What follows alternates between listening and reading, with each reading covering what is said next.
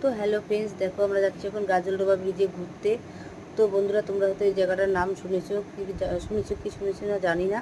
তো বন্ধুরা দেখো, আমরা এখন যাচ্ছি গাজলডোবা ব্রিজে ঘুরতে। তো বন্ধুরা, তোমরা পুরো ভিডিওটাই দেখো, তোমাদের যদি ভালো লাগে তোমরাও ঘুরতে আসতে পারবা। তো বর্তমানে এই ব্রিজটা পুরো ভাইরাল, যারা ব্লগ বানায় কিংবা রিলস বানায় সবাই আসতেছে এখানে ভিডিও বানাতে। তো আমরাও যাচ্ছি ফাইনালি।